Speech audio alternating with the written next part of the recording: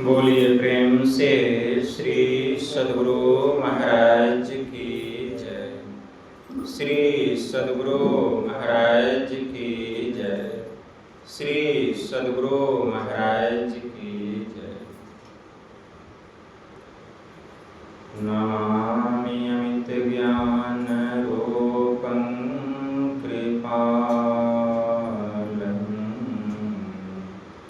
अगम बोधदाता सुबुद्धिनिधि विशालम् क्षमाशील अति धीर गंभीर ज्ञानम्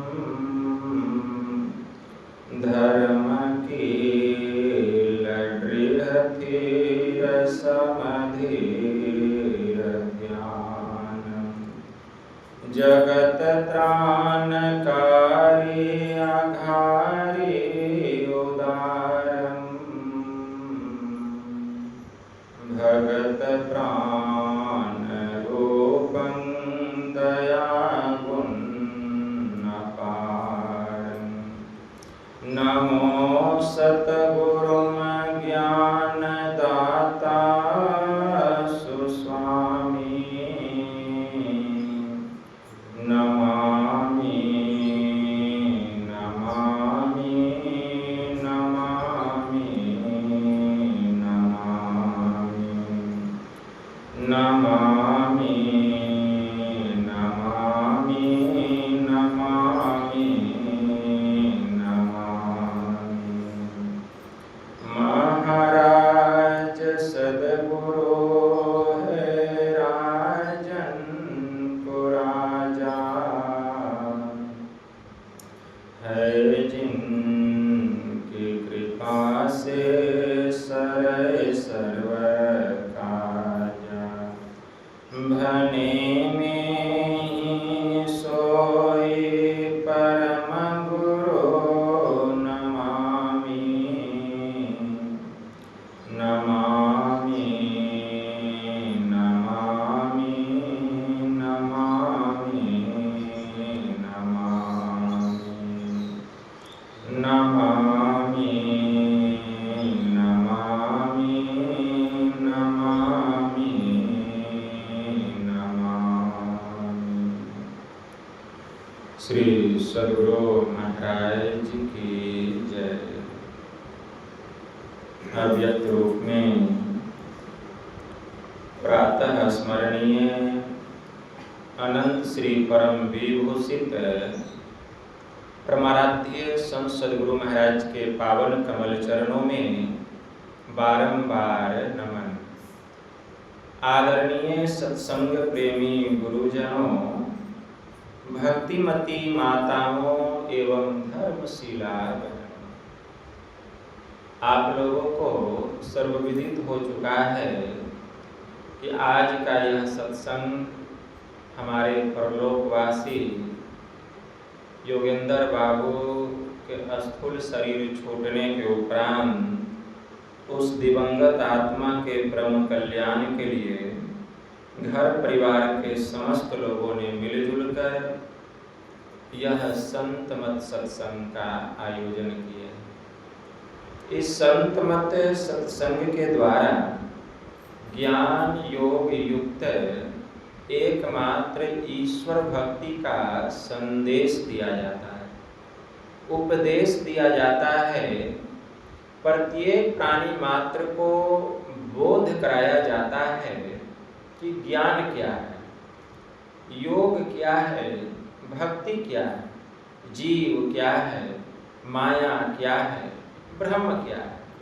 इन सभी रहस्यमयी बातों का ज्ञान सत्संग के माध्यम से यह जो जीव अबोध बना हुआ है, सत्संग श्रवण करते करते एक दिन वह सुबोध और परम ज्ञानी हो जाता है। अभी इस स्तुति संत स्तुति और गुरु वंदना से पाठ का शुभारंभ हुआ। हम लोगों ने अति ही मनोयोग पूर्वक भक्ति युक्त ढंग से पाठ का श्रवण किया। तत्पश्चात परमाराध्य के द्वारा स्वलिखित सदग्रंथ सत्संग योग चारों भागों से हम लोगों ने भाग 1, 2 और 4 का भी श्रवण किया। पाठ के क्रम में हम लोग ज्ञान संकलिनी तंत्र के चुने हुए कुछ मूल मंत्रों को सुन रहे थे। भगवान शिव जी और माता पार्वती का संवाद है, वार्तालाप है।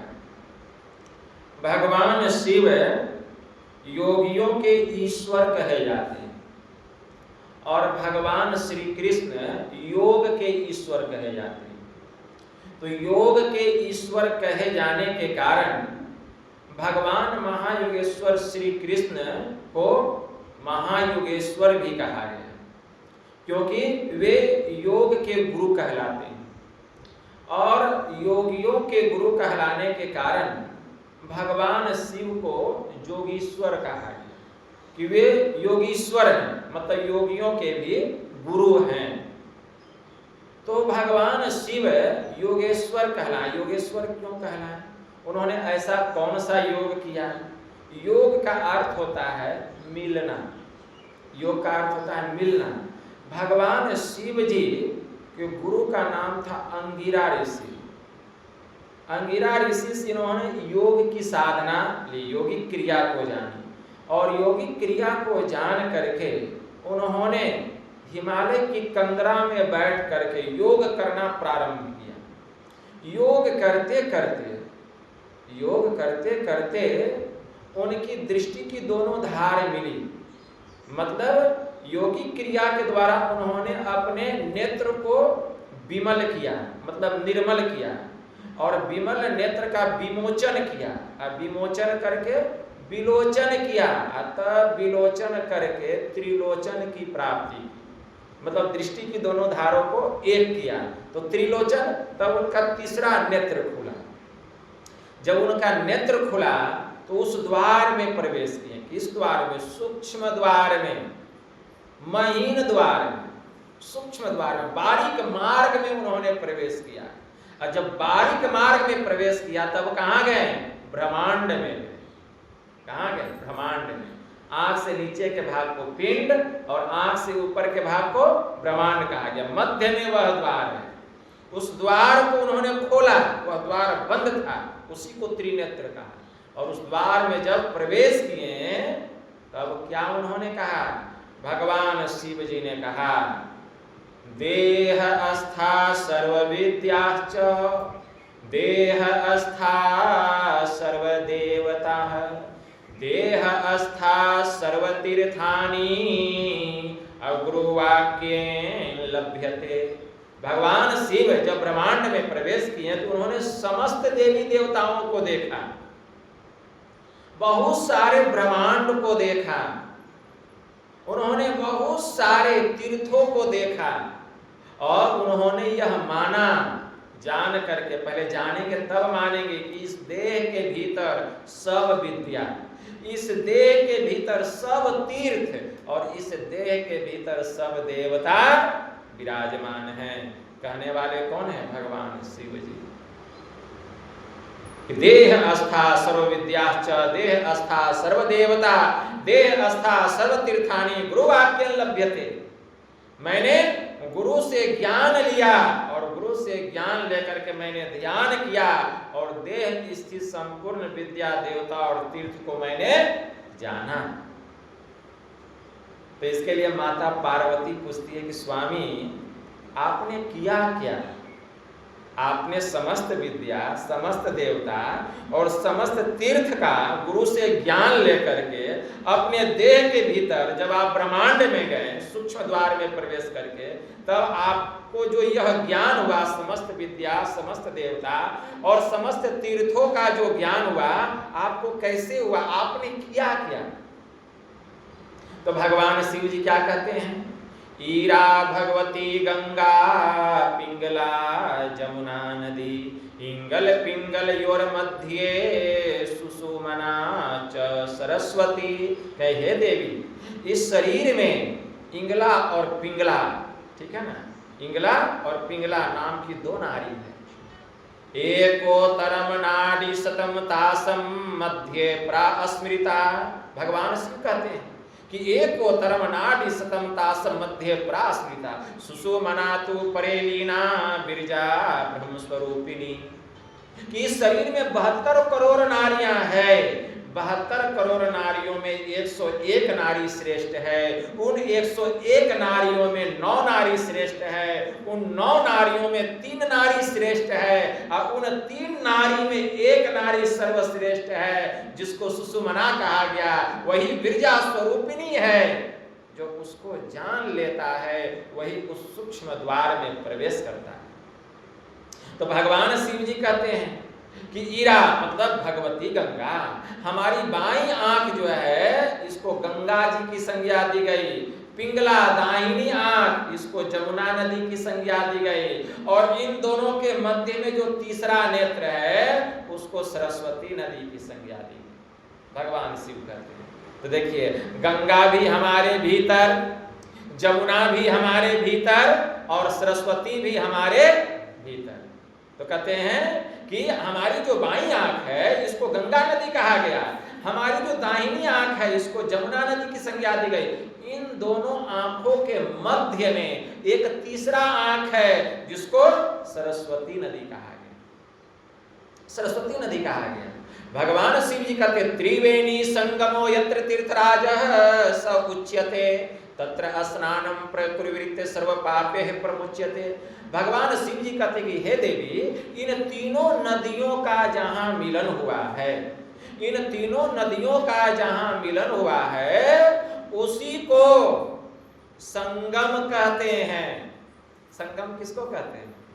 जहां मिलती है आकर के, जहां तीनों नदी आके मिल गई उसी को कहा गया संगम। तो इन तीनों नदियों का जहां मिलन हुआ है उसी को संगम कहते हैं। और क्या कहते हैं कि हे देवी, इन तीनों नदियों का जहां मिलन हुआ है उसी को सभी तीर्थों का तीर्थराज भी कहते हैं। और क्या कहते हैं कि हे देवी, इन तीनों नदियों का जहां मिलन हुआ है उसी को क्या कहते हैं?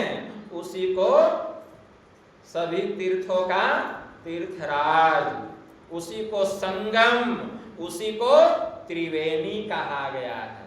तो त्रिवेणी कहिए, संगम कहिए, सभी तीर्थों का तीर्थराज कहिए, तो तीनों नदियां वहां जाकर के मिल गई। एक आप इलाहाबाद में जाइएगा, कुंभ लगा 12 वर्ष के बाद, कितना भीड़ था, देखें कितना लोग गया होगा डुबकी लगाने। क्यों गया? पौराणिक कथा है, पौराणिक कथा, हंसिए मत, सुन लीजिए, पौराणिक कथा है। क्या देवता और दानव दोनों मिलकर के समुद्र मंथन किया। क्या किया? समुद्र मंथन। तो सबसे पहले क्या निकली समुद्र से? लक्ष्मी जी।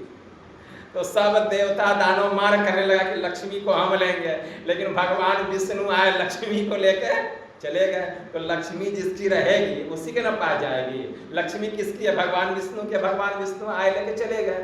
तो बहुत सारा चीज निकला, उसमें से अश्व निकला, उसमें से धन्वंतरी निकले, उसमें से कौस्तुभ हाथी मणि निकला, हाथी ऐरावत हाथी निकला, बहुत तरह का सामान निकला। तो अंत में और क्या निकला? तो अंत में विष भी निकला। तो विष तो लेने वाला कोई नहीं, तो भगवान शिव जी कहें कि हम ही विष ले लेते हैं। वही विष का पान करके नीलकंठ कहला गए। और उसे एक चीज और निकला, उसका नाम था अमृत। क्या निकला? अमृत निकला। और जब अमृत निकला तो अब देवता दानव दोनों अमृत पीने के लिए मार करने लगे, ठीक है ना। अब उस अमृत को आकाश मार्ग के द्वारा लेकर के जा रहे हैं देवता लोग, राक्षस लोग पीछे पीछे झपट्टा मारने के लिए, ठीक है ना। बस वही अमृत का बूंद जो है, एक बूंद वहां जाकर के गिर गया। क्या हुआ? वहां जाके गिर गया। और वही जो अमृत का बूंद गिरा, तो लोग कहते हैं कि जो उसमें जाकर के डुबकी लगाएगा, और एक तो अमृत का बूंद गिरा, दूसरा गंगा जमुना और सरस्वती तीनों नदी वहां जाके मिली है। तो आप वहां जाइएगा तो गंगा जमुना का तो पता चलेगा कि गंगा जमुना मिली हुई है, लेकिन सरस्वती का पता नहीं चलेगा। लोगों का कहना है कि सरस्वती जो है अंतःगामिनी है, मतलब भीतर ही भीतर चल रही है, किसी को दिखाई नहीं दे रहा। तो ये पौराणिक कथा है, ठीक है ना। और वहाँ अमृत गिरा तो लोग जा करके डुबकी लगाते हैं कि वह अमृत हमको भी मिलेगा तो हम भी अमर हो जाएंगे। लेकिन कितना लोग जो है आते हैं, वहाँ जाते हैं, डुबकी लगाते हैं, इतना बड़ा बड़ा कुंभ लगता है, जा करके डुबकी लगाते हैं, नहाते हैं, शरीर का भी मैल बढ़िया से साफ नहीं होता है, तो मन का मैल कहाँ से दूर होगा। और जब मने का मैल दूर नहीं होगा तो उनको मुक्ति कहाँ से मिलेगी, अमर कहाँ से होंगे। कितने लोग डुबकी लगा के आए होंगे। चलिए सबको जाने दीजिए, आप ही लोग जो इतना बैठे हैं तो इसमें भी बहुत लोग गए होंगे डुबकी लगाने के लिए, ठीक है ना, बहुत लोग गए होंगे। अब बताइए कि आप लोग जो डुबकी लगा के आए हैं, तो कहावत है कि जो डुबकी लगा लेता है उसका मन का सारा मैल खत्म हो जाता, पाप खत्म। अब विचार कीजिए कि आप लोग का मन का पाप खत्म हो गया। मन में कोई बुरे विचार उत्पन्न होते हैं कि नहीं, मन में षड विकार, तो कहेंगे नहीं बाबा कहाँ हुआ। तब जिस तरह से शरीर में मैल उत्पन्न होती है, जिस तरह शरीर में मैल उत्पन्न होती है, उसी तरह से मन में विकार उत्पन्न होते हैं। जैसे शरीर में मैल उत्पन्न होती है, उसी तरह मन में वासनाओं के विकार, षड विकार उत्पन्न होते हैं। काम उत्पन्न होता है, काम, मन में काम उत्पन्न, वासना उत्पन्न होती है। मन में क्रोध उत्पन्न होता है, और जब वासना की पूर्ति नहीं होती है, कामना की पूर्ति, तब देखिए कितना क्रोध उत्पन्न होगा। अब क्रोध उत्पन्न होगा तब लोग जो नहीं बोलने का वही बोलेगा। क्यों? कामना की पूर्ति नहीं हुई। तो जब कामनाओं की पूर्ति नहीं होती है तब क्रोध होता है, और कामना की पूर्ति हो जाएगी क्रोध का है, तब तो प्रेम उत्पन्न होगा। तो उसको संसार का प्रेम कहा गया। परमात्मा से जिसको प्रेम होता है, ठीक है ना, उसके अंदर में विकार उत्पन्न नहीं होता है, ठीक है ना। तो कामनाओं की पूर्ति नहीं हुई, क्रोध उत्पन्न होगा, और जब क्रोध आएगा तब क्या होगा, लोग अत्यंत मूढ़ता में चला जाता है, मतलब ज्ञान उसका शून्य हो जाता है, अज्ञानता में चला जाता है। वह जो नहीं बोलने का वही बोलेगा, जो नहीं सोचने का वही सोचेगा, जो नहीं करने का वही करेगा। तो जैसे शरीर से मैल उत्पन्न होती है, उसी तरह से मन से विकार, काम, क्रोध, लोभ, मोह, मद, मात्सर्य, ये षड विकार मन से उत्पन्न होते हैं। तो किसका किसका मन का विकार दूर हो गया? जाके इलाहाबाद में महाकुंभ में डुबकी लगाएं तो मन का विकार दूर हुआ? नहीं दूर हुआ। तो शास्त्र तो कहता है कि मन का विकार दूर हो जाता है। अभी जो पाठ हुआ, भगवान शिव क्या कहें कि जो वहां डुबकी लगाता है संगम में, त्रिवेणी में, उसके सभी पाप समाप्त हो जाते हैं। उसके मन के जितने विकार हैं सब जल करके भस्म हो जाता है। त्रिवेणी संगमो यत्र तीर्थराज स उच्यते तत्र स्नानम प्रकृवृत्त सर्व पापे प्रमुच्यते। सभी प्रकार के पापों से मुक्त हो जाता है। लेकिन हम देखते हैं कि त्रिवेणी में डुबकी लगा के आए, पाप से मुक्त क्या होंगे, और पापे पर पाप कर रहे हैं। तो कैसा त्रिवेणी था जो कि पापे करने के लिए आपको कह रहा है कि पाप कीजिए? तो वह त्रिवेणी बाहर की नहीं है, वह त्रिवेणी बाहर की नहीं है, इसको खूब याद रखिए। हाँ, आपको मन का संतुष्टि हो जाएगा, हम तो कुंभ में जा करके डुबकी लगाएं। इतने इतने साधु गए, इतने इतने सन्यासी गए, आप ही थोड़ी गए। बहुत बड़े बड़े संत, महासंत, महामंडलेश्वर, बहुत बड़े बड़े जोगी गए, डुबकी लगाए। लेकिन हम क्या कहें, भगवान शिव योगियों के ईश्वर कहलाते हैं। भगवान शिव किस तीर्थराज में डुबकी लगाने के लिए कह रहे हैं? बाहर के तीर्थराज में नहीं, वह तीर्थराज हम सबके भीतर का है। वह कुंभ कहाँ है? हम लोग के भीतर में कुंड बना हुआ है, ठीक है ना, कुंड। वह कुंड कहाँ है? ठीक है ना। तो भगवान शिव कहते हैं बाईं आंख को गंगा नदी, दाहिनी आंख को जमुना नदी, और धार क्या है? बाईं आंख से निकलने वाली जो दृष्टि की धार है, इसको जमुना नदी, गंगा नदी का धार कहा गया। दाहिनी आंख से निकलने वाली जो दृष्टि की धार है, इसको जमुना नदी का धार कहा गया। और इन दोनों दृष्टि की दोनों धार जहां जा करके मिलेगी वहीं पर सुषुम्ना चल रहा है, सुषुम्ना चल रहा है, सुषुम्ना नाड़ी चल रही है। पता है वह नाड़ी बाहर में नहीं है, वह हम सबके भीतर में, ठीक है ना। दृष्टि की दोनों धार जहां मिलेगी, ठीक है ना, वहीं पर वह प्रकट हो जाएगा, वहीं पर सरस्वती नदी प्रकट हो जाएगी, वहीं पर तीसरा नेत्र प्रकट हो जाएगा, शिव नेत्र प्रकट हो जाएगा। तो भगवान शिव जी योगिक क्रिया के द्वारा अपनी दृष्टि की दोनों धारों के, दोनों नेत्रों में से निकलने वाली जो दृष्टि की धार है उसका विमोचन किया, विमोचन करके विलोचन किया, विलोचन करके त्रिलोचन की प्राप्ति, मतलब दृष्टि की दोनों धारों को एक किया। वही कहते हैं त्रिवेणी संगमो यत्र तीर्थराज। इन दोनों नदियों का, दृष्टि की दोनों धारों का जहां मिलन हुआ है उसी को त्रिवेणी, उसी को संगम, उसी को सभी तीर्थों का तीर्थराज कहा गया। वह तीर्थराज बाहर में नहीं, वह तीर्थराज हम सबके भीतर है। तत्र स्नानम प्रकुर्वृत्य सर्व पापे प्रमुच्यते। जो उसमें जाकर के डुबकी लगाता है, मतलब जो 10वें द्वार में प्रवेश करता है, वह समस्त पापों से सदा के लिए मुक्त हो जाता है। यही है वह त्रिवेणी, यही है वह सुषुम्ना, उसमें प्रवेश करना पड़ेगा। तो माता पार्वती पूछती कि भगवान आपने कैसे प्रवेश किया, तो वो बतलाते हैं यह क्रिया कि मैंने इस तरह से प्रवेश किया, ठीक है ना। और जब मैंने प्रवेश किया तो देखा, क्या देखा, भगवान शिव जी बता रहे हैं आकाश जो जायते वायो, वायो उत्पद्यते रविः, रवोर उत्पद्यते तोयम, तोयाम उत्पद्यते मही।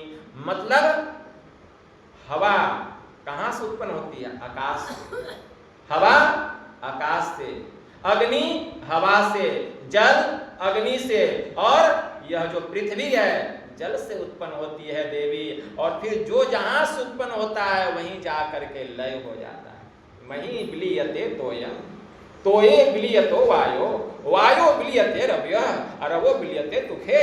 मतलब यह जो पृथ्वी है जल में, जल अग्नि में, अग्नि वायु में, और वायु आकाश में जाकर के लय हो जाता है। जो जहां से उत्पन्न होता है वहीं जाकर के लय हो जाता है। मतलब इन पांचों तत्वों की उत्पत्ति हुई वहां से, 5 तत्व की उत्पत्ति, अब फिर वहीं जाकर के विलीन हो जाते हैं। अब 5 तत्व है, 5 तत्वों का 5 रंग भी तो है। ये तो 5 तत्व है, मिट्टी है, जल है, अग्नि है, हवा है और आकाश है, 5 तत्व है। अब पांचों तत्व का 5 रंग है। यह शरीर भी 5 तत्व से बना है, संसार भी 5 तत्व से, शरीर भी 5 तत्व। देखिए कितना बड़ा समानता है कि यह शरीर भी 5 तत्व से, शरीर मिट्टी, जल, अग्नि, हवा और आकाश, संसार मिट्टी, जल, अग्नि, हवा और आकाश, ये दोनों 5 तत्व से मिलकर बना। अब मिट्टी का रंग कैसा है, तो मिट्टी का रंग है पीला। कैसा है, आप जमीन के नीचे कोई बीज को डालिए, कैसा हो जाता है, पीला हो जाता है, मिट्टी का रंग पीला, ठीक है ना। जल, जल का रंग लाल बतलाया गया, जल जो है वह लाल है।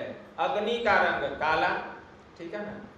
हवा का रंग हरा और आकाश का रंग सफेद श्वेत, ठीक है ना, एकदम श्वेत। ये 5 तत्व का 5 रंग है, ठीक है ना। जब साधक साधन करता है, ध्यान करता है और गुरु की कृपा से अगर उसकी साधना अच्छी चल रही है, वह अपने मन को प्रपंचों से हटा करके, मन को विषय विकारों से समेट करके अगर कुछ काल के लिए भी साधक और साधिकाएं वहां ध्यान लगाते हैं, जब उनकी दृष्टि वहां जाकर के सिमट जाती है तो गुरु की कृपा से 5 तत्व का 5 रंग वहां से निकलता है। उस अंधकार से जब दृष्टि सिमट जाएगी, उसी अंधकार से 5 तत्व का 5 रंग निकलेगा। प्रकाश बहुत दूर की बात है। जैसे जैसे दृष्टि सिमटेगी, मन सिमटेगा, सुरत सिमटेगी, और देखेंगे कि उसी अंधकार से मिट्टी का रंग पीला एकदम फैलते हुए निकलेगा और फिर उसी में जाके समा हो जाएगा। क्यों, जो जहां से निकला वहीं जाकर के विलीन हो जाएगा। जल का रंग लाल, वहां से फैलते हुए निकलेगा, फिर सिमट जाएगा। अग्नि का रंग काला, फिर एक व्यक्ति काला दिखाई देगा, फिर सिमट जाएगा, फिर हरा निकलेगा, फिर सिमट जाएगा। एकदम जैसे फूल खिलता है फिर सिमट जाता है, झड़ जाता है। एकदम बहुत विस्तृत रूप में वह दिखलाई देता है, ऐसा नहीं कि संकुचित रूप में दिखाई देता है, हम ऐसे कह दिए हो गए, विस्तृत रूप में, व्यापक रूप में दिखाई देता है, फिर जाकर के सिमट जाता है। तो ये पांचों तत्व का 5 रंग दिखाई देता है जब दृष्टि सिमटती है। तो भगवान शिव जी यही कह रहे हैं कि ये 5 तत्व अपने अपने केंद्र में जाकर के विलीन हो जाते हैं। भगवान शिव जी का फिर क्या कहते हैं कि हे देवी, ब्रह्मांड लक्षणम सर्वदेह मध्य व्यवस्थितम सकार अश्च विनश्यन्ति निराकारो न नश्यति। हे देवी, इस देह के भीतर, इस शरीर के भीतर पूरा ब्रह्मांड समाया हुआ है। संत कबीर साहब तो बाद में हुए, गुरु नानक देव जी महाराज तो बाद में हुए हैं, ये सब तो बाद में ना हुए। पहले कौन हुए? भगवान शिव, भगवान कृष्ण, ये ना आए पहले धरती पर, ठीक है ना। गुरु महाराज ने क्यों कहा संत मत की मूल भित्ति तो उपनिषद के वाक्यों को ही मानने पड़ते हैं? क्यों कहा? ये उपनिषद की बात है, मूल है। संत कबीर साहब ने कहा, बूंद समानी समुद्र में यह जाने सब कोई, समुद्र समाना बूंद में बुझे बिरला कोई। यह हर कोई जानता है कि एक बूंद समुद्र में समा सकता है, लेकिन कोई बता सकता है कि पूरा समुद्र बूंद में समाया हुआ है। यही बात भगवान शिव कह दिए। कब? आज सतयुग में। क्या कहें? ब्रह्मांड लक्षणम सर्वदेह मध्य व्यवस्थितम। लेकिन संस्कृत किसी को आता नहीं था, किसी को पढ़ने नहीं दिया जाता था, तो लोग समझेगा क्या? क्या समझेगा? तो ब्रह्मांड लक्षणम सर्वदेह मध्य व्यवस्थितम सकार अश्च विनश्यन्ति निराकारो न नश्यति। इस शरीर के भीतर में यह जो ब्रह्मांड, समूचा ब्रह्मांड समाया है, समूचा ब्रह्मांड मतलब इस पिंड में पूरा ब्रह्मांड समाया हुआ है। तो बूंद में ब्रह्मांड समाया कि नहीं? बूंद में समुद्र समाया कि नहीं? यही ना संत कबीर साहब ने कहा, बूंद समानी समुद्र में, मतलब इस ब्रह्मांड में यह पिंड समाया हुआ। हर कोई जानता है कितना पिंड है, एक एक शरीर एक एक पिंड, एक एक शरीर एक एक पिंड। हम सबका शरीर क्या पिंड है? यह पूरा ब्रह्मांड है, कितना समाया हुआ है तो हर कोई जानता है। लेकिन यह पूरा ब्रह्मांड इस पिंड के भीतर में समाया हुआ है, कोई जानता है? मतलब पूरा समुद्र बूंद में समाया हुआ है, कौन बता सकता? तो भगवान शिव ने पहले कहा, इस देह के भीतर में समूचा ब्रह्मांड समाया हुआ, समूचा ब्रह्मांड, ठीक है ना, जिसमें सगुण सकार का नाश होता है, लेकिन निर्गुण निराकार का नाश नहीं होता है। सगुण का नाश होता है, निर्गुण का नाश नहीं होता है। यही तो बात है, यह उपनिषद का ज्ञान है। भगवान शिव जी कह रहे हैं। भगवान शिव जी ने माता पार्वती से कहा कि हे देवी, न वेदम वेद मिथ्याहुर्वेदो ब्रह्म सनातनम ब्रह्म विद्यारतो यस्तु विप्रो स वेद पारगः। कि वेद को वेद नहीं कहते, वेद को वेद नहीं कहते हैं, नित्य सत्य ब्रह्म को ही वेद कहते हैं। अब ब्रह्म ज्ञान में निरत व्यक्ति को ब्राह्मण और वेद पारदर्शी कहते हैं, कि वेद को वेद नहीं कहते हैं। तब नित्य सत्य ब्रह्म को ही वेद कहते हैं। जो ब्रह्म ज्ञान में निपुण है, प्रवीण है, कुशल है, उसी को ब्राह्मण कहा है। ब्राह्मण सबको थोड़ी ये कहते हैं। ब्राह्मण जाति में जन्म लेने से कोई ब्राह्मण हो जाता है? ब्राह्मण जाति में जन्म ले लिया, मांस खाता है, मछली खाता है, मदिरा पीता, वो ब्राह्मण है जी? वो ब्राह्मण नहीं है, ठीक है। वर्ण के आधार पर जाति का बंटवारा हुआ, ठीक है ना, और जाति के आधार पर जात का बंटवारा हो गया, ठीक है ना। पहले जमाने में लोग जैसा जैसा काम करते थे उसके अनुसार उसको जात में बांट दिया जाता था कि यह काम करता तो यह जाति का, वह काम करता तो वह जाति का। तो वर्ण भेद के आधार पर, ठीक है ना, वर्ण भेद के आधार पर जाति भेद हुआ, बंटवारा हुआ। वास्तव में हमारी एक ही जाति है, ईश्वर अंश, जीव अविनाशी, अचेतन अमल सहज सुख राशि। हम परमात्मा के अंश हैं, हम परमात्मा के अंश हैं। ठीक है ना। और उसी परमात्मा में जाकर के मिलना है। कैसे मिलेंगे? इसी के लिए है भक्ति। तो भगवान शिव जी कहते हैं ब्रह्म ज्ञान में निरत व्यक्ति को ब्राह्मण और वेद पारदर्शी कहा है। संतों ने भी कहा, एक बड़े उच्च कोटि के महापुरुष हो गए संत पलटू साहब, उनकी वाणी में आया क्या? संत पलटू साहब कहते हैं ऐसा ब्राह्मण मिले जो ताको परसो पाए ब्रह्म अपने को पावे, भर्म जनेऊ तोड़ी के प्रेम त्रिसूत बनावे, सब कर्मन को करे कर्म से रहता न्यारा, द्वितीया दई बहाए ब्रह्म का करे विचारा, ज्ञान दिवस में शयन मोह रजनी में जागे, अपार ब्रह्म भगवान ताही घर भिक्षा मांगे, चेतन दई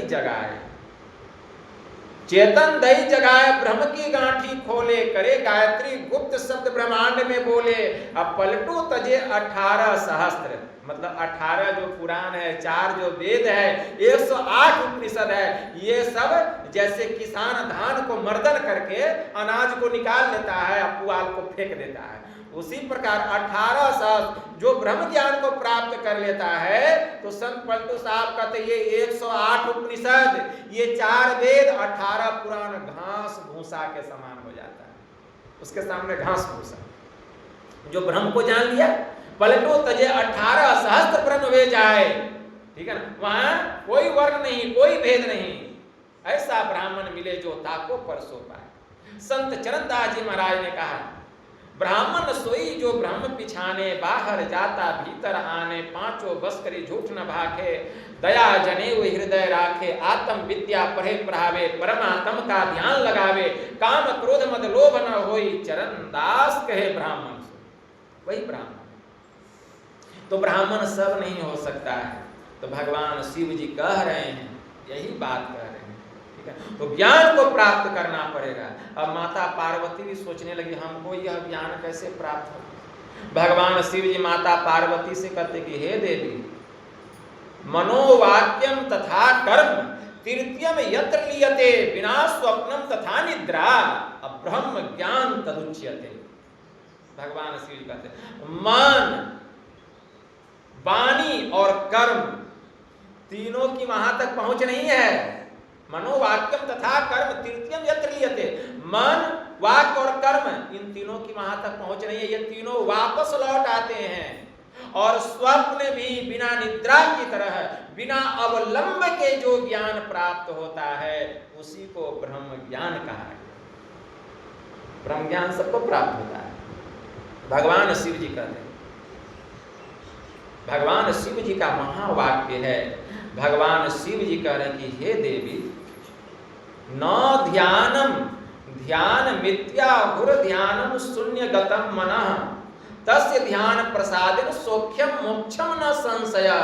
कि ध्यान को ध्यान नहीं कहा गया, शून्यगत मन को ही ध्यान कहते हैं। ऐसी ध्यान की प्रीति के द्वारा सुख और मोक्ष लाभ की प्राप्ति होती है, इसी ध्यान की प्रीति के द्वारा। तो ध्यान में जिसका मन लगेगा तब ना, मन लगता है क्या में, घूमने में, मन लगता है सिनेमा देखने में, मन लगता है सर्कस देखने में, मन लगता है कहीं मेला लग जाए, कुंभ महाकुंभ, मन लगता है केदारनाथ जाने में, चलो केदारनाथ, मन लगता है बोलबम बद्रीनाथ। अभी देखते हैं सावन का महीना है, देखिए चिलमो घस रहा है, चिलम भी खींच रहा है, बोलबम जा रहा है। तो भीड़ भाड़ जहाँ होता है मन वहाँ ज्यादा जाता है, जहाँ भीड़ होता है। क्यों? जहाँ भीड़ हुआ तो क्या हुआ, मेला तमाशा। और जहाँ एकांत हुआ, एकांत स्थान किसका होता है, किसी जोगी का होता है, किसी संत का होता है। एकांत स्थान, किसी से कोई मतलब नहीं, अकेले रहना, ध्यान करना, सत्संग करना, ठीक है ना। और जहाँ भीड़ भाड़ में मन गया तब तो वह मेला तमाशा।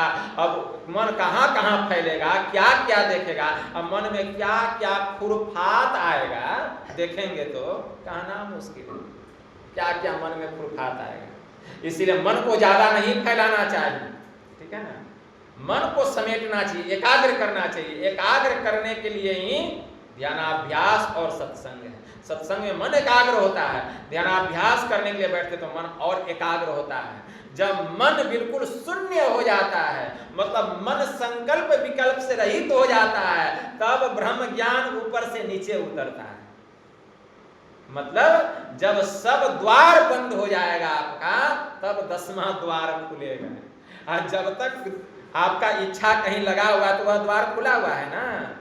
जब इच्छा समाप्त हो जाएगी, ठीक है ना, जैसे सूता में एक भी गिरह रहता है तो सुई के छेद में नहीं घुसता, वहीं जाके अटक जाएगा, लटक जाएगा। उसी प्रकार मन में एक भी इच्छा रहेगी, उस द्वार में नहीं घुसेगा। बड़ा बारीक मार्ग है, बड़ा सूक्ष्म मार्ग है, बड़ा सूक्ष्म मार्ग है। नचिकेता को यम ने कहा था, क्या कहा था? उत्तिष्ठत जागृत प्राप्य व्रानि न बोधत सुरस्य धारा निशिता दुर्त्यया दुर्गम पथ अस्तत कभ्यो बदंती। कि हे नचिकेता, उठो जागो और श्रेष्ठ महापुरुषों के पास जाकर यह ज्ञान प्राप्त करो। योगी महापुरुष, संत महापुरुष जो श्रेष्ठ है वे बतलाते हैं, छुरे के धार से पतला, बाल की नोक से महीन वह द्वार है, बड़ा ही दुर्गम मार्ग है। उस द्वार में प्रवेश करना है, उस द्वार में प्रवेश करना है।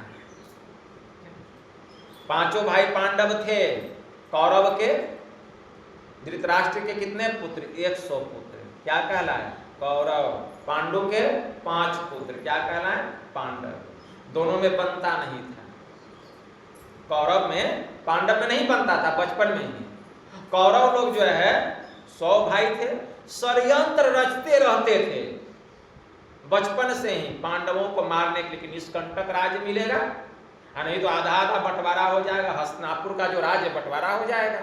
निष्कंटक राज्य करना चाहता था कौरव लोग, तो षड्यंत्र रचते रहता था कि किसी तरह इन लोगों को मार दिया जाए। कितना बार श्री राम विष दिया, नाग से डसवाया, क्या क्या नहीं किया, बहुत कुएं में फेंक दिया, समुद्र में फेंक दिया, बहुत तरह की बात है, महाभारत में देखिएगा, समझ में आएगा।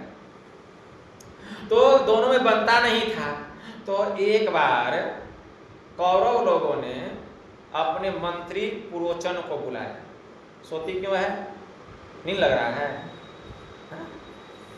तो अपने मंत्री पुरोचन को बुलाया। अब पुरोचन को जब बुलाया तो क्या कहा? तुम जाओ, ऐसा महल बनाओ, ऐसा महल कि हम 5 पांडवों को भेजेंगे, जल करके राख हो जाए।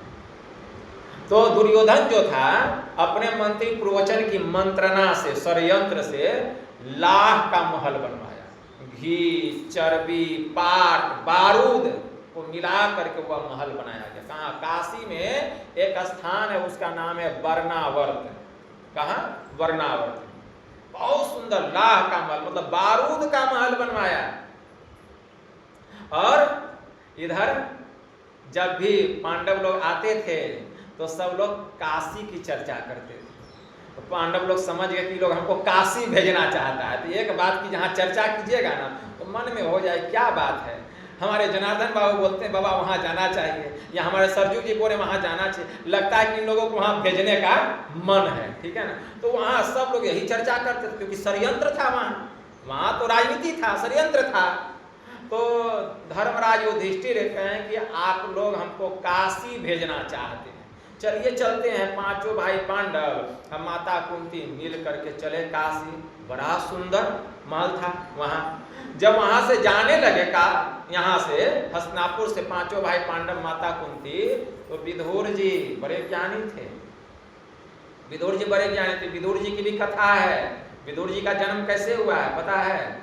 इसका भी प्रसंग है, ठीक है ना, उधर नहीं जाएंगे। तो विदुर जी सांकेतिक भाषा में कहते हैं, 4 बात कहते हैं। क्या? पहला बात क्या कहते हैं कि जहां तुम लोग जा रहे हो तो जिस स्थान पर रहना वहां की अच्छी तरह जांच पड़ताल कर लेना, जांच पड़ताल कर लेना, एक बात। दूसरा बात, जब जंगल में आग लगती है तो जितने जंगली जानवर हैं सब मर जाते हैं।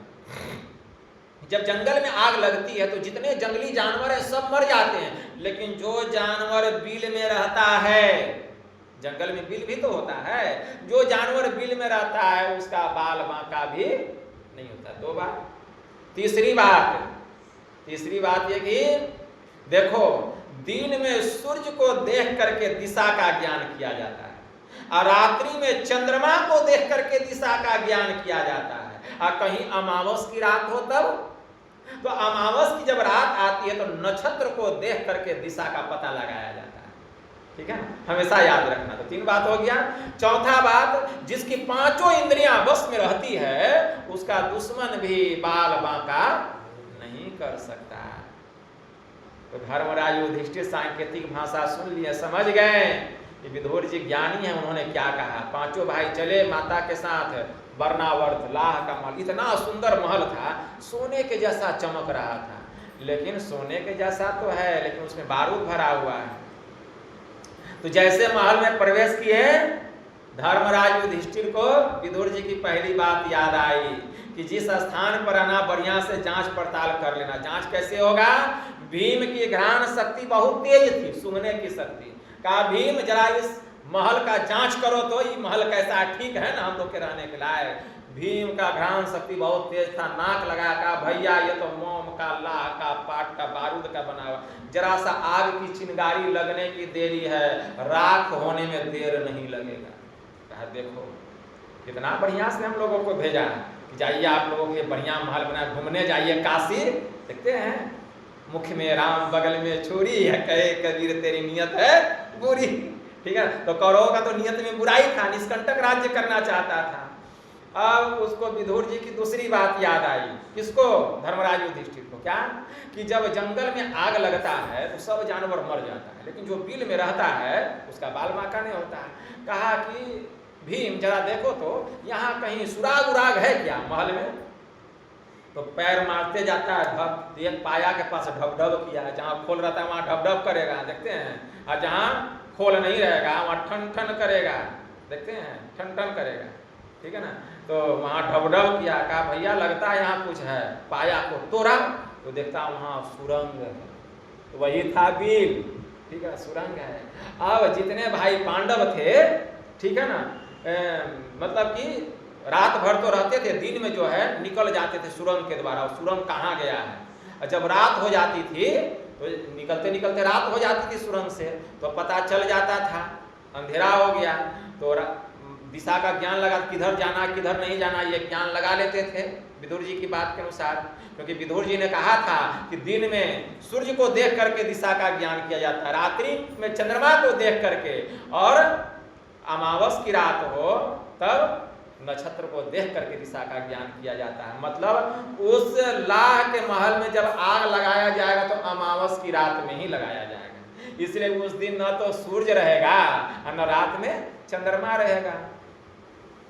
भीम समझ गया और धर्मराज युधिष्ठिर की अमावस की रात को ही इसमें आग लगेगा। सब बात समझ में आ गई। अब चौथा बात क्या था, जिसकी 5 इंद्रियां बस में रहती है उसका दुश्मन भी बाल बांका नहीं कर सकता। मतलब अगर तुम 5 भाई मिल करके रहोगे तो दुश्मन भी कुछ नहीं बिगाड़ सकेगा। तो 5 भाई को मिल के रहना है। होते होते अमावस का रात आया। इधर पुरोचन जो है पूरा षड्यंत्र कर लिया था कि आग लगाना है। इस बात को तो पांडव लोग भी जान गए थे। बस क्या अमावस का रात आया तो उसी सुरंग में सब भाई घुस गए, माता कुंती के साथ अमावस की रात में घुस गए। और दुर्योधन धर्मराज युधिष्ठिर भीम को कहते, भीम अब तुम ही आग लगा देना और इस सुरंग में घुस जाना। ठीक है ना, उधर पुरोचन तैयार था आग लगाने के लिए और सिपाही लोग तैयार थे, कोई महल से बाहर निकलेगा उसको मार देंगे। तलवार लेकर के सब खड़ा था महल के बाहर कि कोई निकलने नहीं पाए, कोई भागने नहीं पाए। और उसी दिन भंडारा रखा था, वो लोग भंडारा भी रखा था उसी दिन। ठीक है ना, पांडवों की तरफ से भी भंडारा था। और उसी भंडारे में एक माई अपने 5 बेटे के साथ आई थी प्रसाद खाने के लिए। अब इधर जो है पुरोचन क्या पहले आग लगाएगा, वहाँ भीम जो है क्या किया, माचिस जलाया, आग लगा दिया। भंडारा उधर हो रहा है, आग लगा दिया, उस सुराग में घुस गया। एकदम बारूद के जैसा महल फटने लग गया पूरा। उसमें पुरोचन भी जल करके भस्म हो गया, जो लाह का महल बनाया था। एक माई 5 बेटा के साथ आई थी, वो भी जल करके मर गई। इधर 5 भाई पांडव माता कुंती निकल गए उस सुरंग के द्वारा बाहर। देखते हैं रात है, अब तो न चंद्रमा है न सूर्य, तब नक्षत्र को देखते हैं कि नक्षत्र को देख के दिशा का पता लगा लिए किधर रास्ता जाता है। और 5 भाइयों का और माता कुंती का जान बच गया। इधर दुर्योधन जब आया तो देखता है कि 5 गो लड़का मरा हुआ है, एगो महिला भी समझ गया 5 भाई पांडव, अब कुंती मर गया, राम नाम सत्य। लेकिन बाद में ज्ञान हुआ कि नहीं, हुआ तो कोई और था, वो लोग तो बच गया। तो कहने का मतलब अगर विदुर जी नहीं होते तो क्या हाल होता, ठीक है ना। तो कहने का मतलब यह तो एक पौराणिक कथा, लेकिन इसमें मार्मिक बात क्या है? मार्मिक बात यह है कि हमारा जो यह शरीर है यही लाह का महल, हमारा जो शरीर है यही लाह का महल है, मतलब बारूद का महल है ये शरीर, ठीक है ना। और इसमें आग लगा हुआ है, इस शरीर के भीतर में आग लगा हुआ है। क्या का आग? कामनाओं का आग, विषय विकारों का आग। आग लगी आकाश में, चुई चुई गिरे अंगार, और जो न होते संत जगत में जल जाता संसार, ठीक है ना। तो कामनाओं की आग लगा हुआ है इस शरीर के भीतर, काम क्रोध लोभ मोह मद, ये सब आगे न है, क्या है? ये सब आग है। तो शरीर के भीतर में आग लगा हुआ है। तो कहते हैं कि इसी शरीर के भीतर, इसी लक्षागृह में तो जंगल में आग लगा हुआ है, लेकिन इसमें एक छेद है। वो छेद में जो कोई प्रवेश करता है उसका बाल बांका नहीं होता। वो छेद क्या है? आज्ञा चक्र 10वां द्वार। आज्ञा चक्र 10वां द्वार, जो योगिक क्रिया के द्वारा उस द्वार में प्रवेश कर जाता है तो यह इस आग से बच जाता है। तो जीव जो है इस आग से बच जाता है, इस बारूद के महल से बाहर निकल जाता है। और जिसकी 5 इंद्रियां बस में रहती है उस पर उसका दुश्मन भी बाल बांका नहीं कर सकता। मतलब 5 इंद्रियों को बस में रखिएगा तो मन का भी कोई प्रभाव नहीं पड़ेगा, क्योंकि मन ही हमारा सबसे बड़ा दुश्मन है। अब मन ही सबसे बड़ा मित्र भी है। शुभ कर्म में लगा हुआ मन सबसे बड़ा मित्र है, और अशुभ कर्म में लगा हुआ मन सबसे बड़ा दुश्मन, ठीक है ना। तो हमारा दुश्मन मन है। मन जितना हमारा हानि कर सकता है, संसार का कोई लोग उतना हानि नहीं कर सकता। और अगर हमारा मन शुभ कर्म में लगा हुआ, जितना हमारा लाभ कर सकता है, दुनिया का कोई लोग उतना लाभ नहीं कर सकता। इसलिए मन को शुभ कर्मों में लगाना चाहिए। मन भागता है, भागने दीजिए, मन का स्वभाव है, मन का स्वभाव है भागना। बढ़िया बढ़िया रूप देखेगा, बढ़िया बढ़िया दृश्य देखेगा, रंग बिरंग का नोट देखेगा, पैसा देखेगा, सोना चांदी हीरा मोती देखेगा, घर मकान देखेगा, कहेगा हमको भी हो जाए। तो मन का स्वभाव है, ठीक है ना। किसी का मन सोना में भागता है, किसी का मन सोने में भागता है, ठीक है ना। किसी का मन हीरा मोती में भागता है, किसी का मन रूप रंग में भागता है। क्योंकि विषय तो 5 है, रूप रस गंध स्पर्श और शब्द। तो ये 5 विषय में मन नाचता रहता है। मन 5 के बस में पड़ा, मन के बस नहीं 5, अपने अपने स्वाद में सब ही नचावे नाच। 5 परस रस गंध शब्द और रूप, इनका कहा न कीजिए बहुरी परब भवकूप। अगर मन का कहा करेंगे तो अंधकार रूपी कुएं में गिरेंगे, जिससे निकलना बहुत मुश्किल है। इसलिए गुरु महाराज को छोड़िए, सब काम जो होगा होगा। ईश्वर की भक्ति कीजिए, ध्यान कीजिए, सत्संग कीजिए। यही थोड़ा सा आप लोगों की सेवा में कहा। बस इतना ही कहकर मैं अपनी वाणी को यहीं विराम देता हूँ।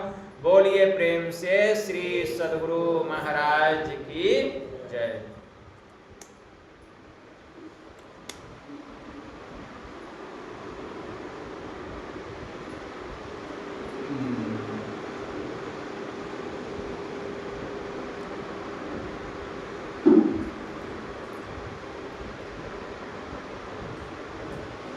चलिए।